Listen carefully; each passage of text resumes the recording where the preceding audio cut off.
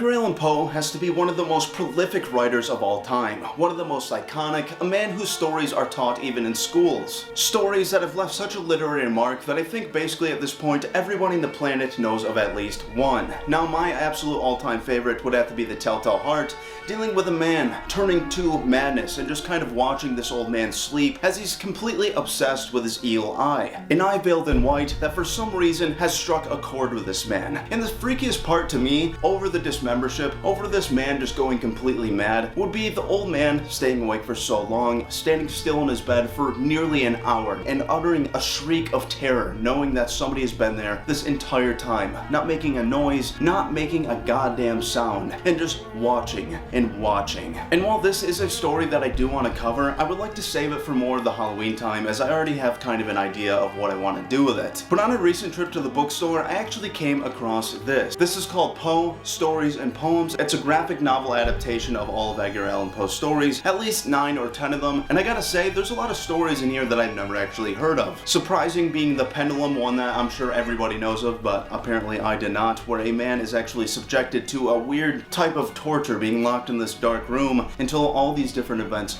unfold. But the one that really struck a chord with me would have to be the Masque of the Red Death, something that actually happened so long ago, when different plagues and viruses were basically eradicating the planet, Europe especially, leaving entire villages wiped off the face of the earth in a matter of 30 minutes to an hour. These things were something that actually did happen, where just walking by somebody with this plague could leave you alone and withering in the ditches below. Essentially, when people knew that you had this, any kind of sympathy from mankind that you could possibly imagine was gone. Your loved ones would leave, everybody in the town would just leave, because there was absolutely no point, there was no scientific explanation, let alone any kind of antidote. And the way that Poe actually uses this to write an entire story around, I thought was incredibly creative and legitimately terrifying, as we see all these noblemen, all these high-ranking officers, all these royalty just kind of escape into this castle, leaving their serfdom, the peasants, and everybody down below them outside to basically wither and die outside in the streets, ignoring them and drinking and eating their problems away. And that will be the story that we will be covering today. And before we get into this is kind of a newer story, and it is just kind of using Edgar Allan Poe's poem to begin with, so I will be doing some reading, and I will be pulling all the artwork and all the panels from many different media sources rather than the one in here, as just to be a little bit more respectful and give this some more time to kind of sell copies and things like that. So just know that everything you see here isn't quite exactly right out of this book. The wording is, but all the artwork and things will be pulled from different sources. And where this whole story begins is outside of this castle, as we're watching this line of people enter it, trying to escape the scarlet plague that has basically destroyed their entire village, as we're also getting different shots of all these people afflicted by it. These people who are bleeding out of their eyes, straight up out of their pores, with their skin completely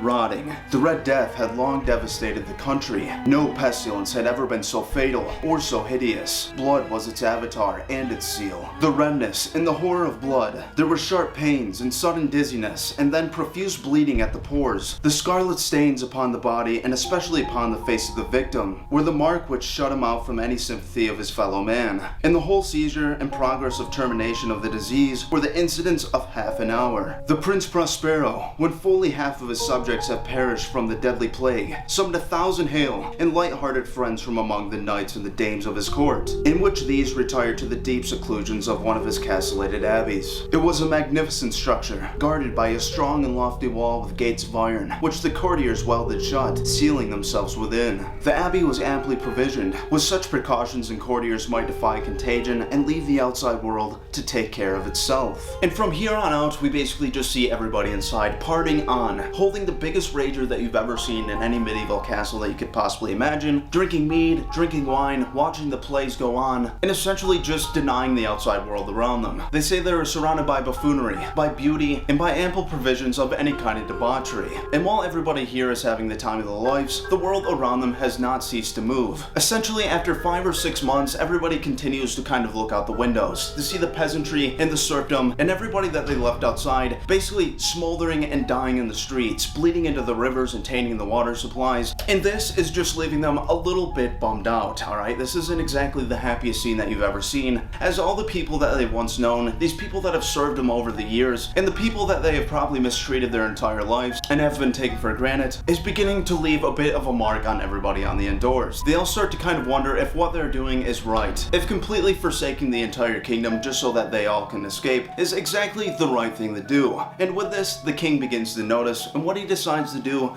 is throw the biggest party that we have ever seen. A masquerade ball where everybody is dressed up in different costumes, different masks, where every kind of sin can be met with pleasant taste. And upon this inquiry, 7 different apartments in the castle are decorated to a specific aesthetic, each one a different color, with decorations appropriately added to so. Every room essentially a different kind of fun. It was a voluptuous scene, and it was held in an imperial suite of 7 rooms. Each was lit by tall and narrow graphic windows of stained glass. The easternmost room was hung in blue, and vividly blue were its windows. The second chamber was purple, the third green, and the fourth orange, the fifth white, and the sixth violet. But the 7th apartment was closely shrouded in black velvet tapestries that fell in heavy folds upon a carpet of the same material and hue. But the windows here were scarlet, and the effect was so ghastly that there were few of any company bold enough to set foot within. In this apartment, there stood against the western wall a gigantic clock of ebony. Its pendulum swung to and fro, with a dull, heavy, monotonous clung. And when the hour was struck, there came from the brazen lungs of the clock a sound so sonorous, and yet so peculiar, a note and emphasis that the musicians would be compelled to pause. The waltzers perforce ceased their evolutions, and the giddiest grew pale. But when the echoes had fully ceased, a light laughter at once pervaded the assembly. The musicians smiled as if their own nervousness and folly, and whispered vows to each other that the next chiming of the clock should produce in them no similar emotion. And then, upon the next hour, there came yet another chiming of the clock, which in turn produced the same effect as before. And upon kind of first reading this, I wasn't sure exactly what was going on. I was almost positive that this clock itself would actually be the main antagonist of this entire story, but it wouldn't be so as we continue our ways through. But like the pendulum story, I kind of figured that maybe this clock was a tad bit evil, that maybe underneath it something sinister was going on. Maybe the sound procured from its mouth was actually a man down below, and when the pendulum swings to and fro, maybe it was cutting this person and making him send out a shriek to let everybody know of the time passing. But while this doesn't really seem to be the case, and it just kind of seems to be a mere distraction from what will really be going on in the rest of the story, it left me with just a lot of questions. So if any of you are well versed in Poe stories, let me know down in the comments what exactly you think that this clock represented, other than just a peculiar sound, maybe the moanings and groanings that these people have all come accustomed to watching everybody outside wither and die. But with the passing of this weird sound coming from the clock, everybody begins to party again, having the time of their lives, and with the next couple of panels, we see women riding men like horses. We see people drinking mead and eating bread, and essentially this party just never stops. The 7 rooms continue to be boisterous, they continue to be loud.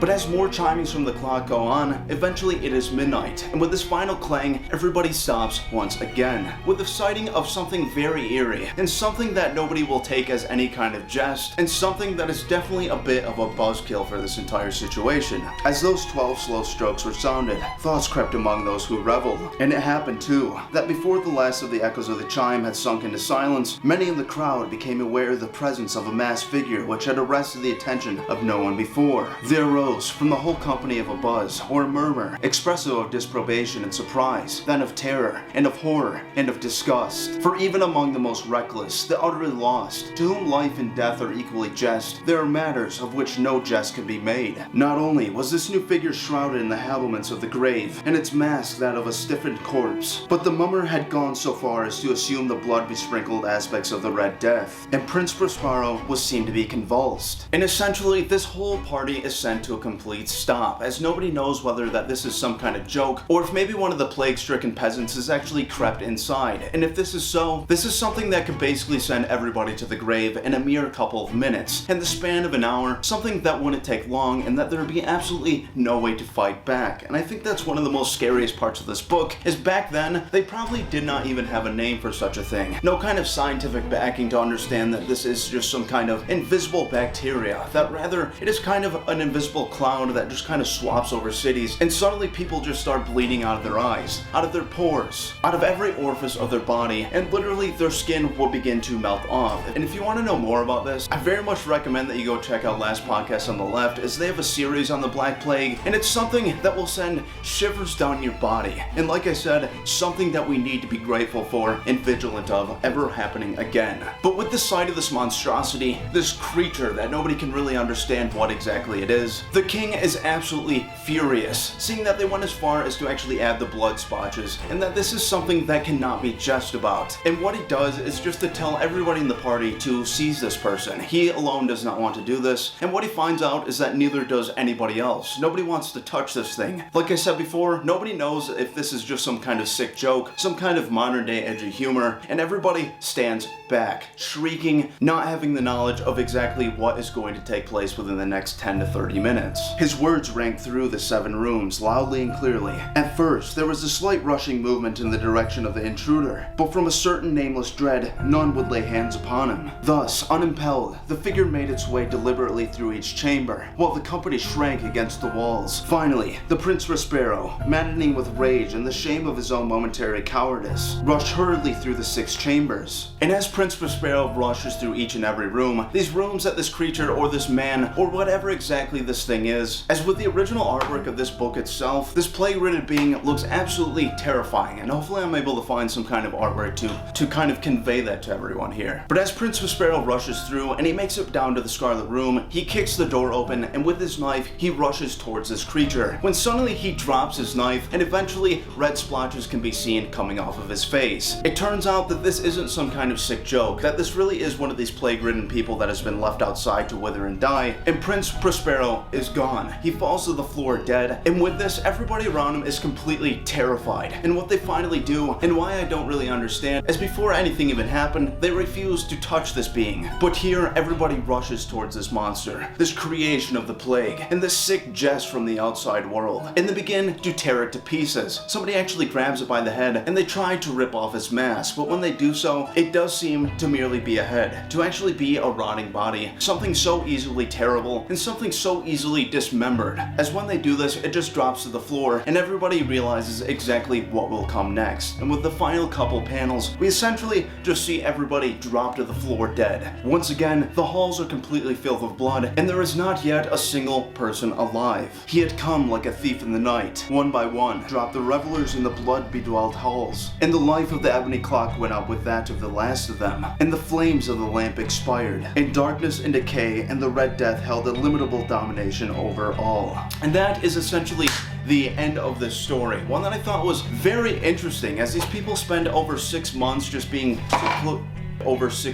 secluded away from everything happening outside, easily able to ignore the harsh realities that are happening, and while doing all this, having the absolute time of their lives, partying every single night, drinking, eating, and performing every pleasure that they could possibly think of. This is kind of the best case of karma that you could possibly imagine, and what I like to imagine this person coming into the party to kind of ruin everything is one of the peasants who probably did everything they possibly could to get back at the people that has basically forsaken them, the people that are supposed to kind of take care of the kingdom around them, and finally having enough of it, finding a way into the castle, finding a way to wait for the best possible moment, and basically knowing that nobody in this party and this entire castle would want to stop them, to touch them, to actually eliminate them before he could pass through each of the 7 different rooms perfectly. Alright, they infected every single body in here, and the last couple scenes of everybody dead, and all the lights going out, and the clock shutting down, leaving this entire kingdom and this castle alone in complete darkness and silence, as the virus or the plague essentially rules over everything. It takes over, and that is the scariest part of the story, is that these things did used to happen. Like I said, an entire village could be wiped off the face of the map,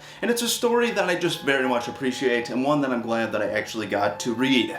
Now, for Poe, Poem and Stories, I very highly recommend this thing. It was about $15, and the illustrations that are held within for each and every different story being a little bit different is very good, and I think it's a nice way to kind of experience Edgar Allan Poe's stories for the first time, or again, as every single one of them remains to be very unique, very interesting, and as well as a bunch of different kind of table of contents, things that kind of help you understand. Each time there's kind of an old word that, just because of the passing of modern grammar has happened and we don't really understand that sort of thing, it helps you kind of understand exactly what is going on in each one of these. And the best part of it is that before every single story, there's also another little index that shows you a little box for each story, showing you which kind of fear, which subgenre of terror that Edgar Allan Poe is kind of working with. And it's very interesting to actually see each one of these stories be kind of broke down to these different segments. But anyways, everybody, I hope you enjoyed that. If you did, talk to me down in the comments about maybe what you think of the Red Mask, maybe what your favorite Edgar Allan Poe story is. For me, like I said, said, it would have to be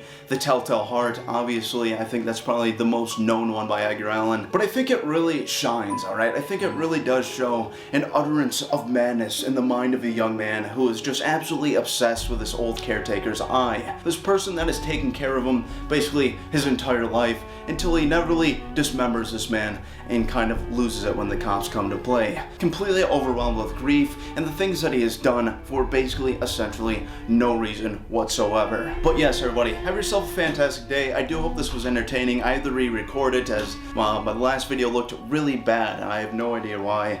We'll see. I kind of like that take a little better, but I'm sure this one's going to be good too. So I'm just going to go ahead and edit this thing out, and keep your eye out on some more comic book content, as well as some other stuff I'm going to be doing with friends. I think we're going to begin to start playing maybe a couple board games once in a while, checking out some new stuff. I think we're going to play Escape the Dark Castle, and it is a very fun, very simplified version of D&D, mixed with some awesome gothic artwork. So, like I said, keep your eyes open for that, and I will see you all on the next episode of From the Heart. Thank you so much.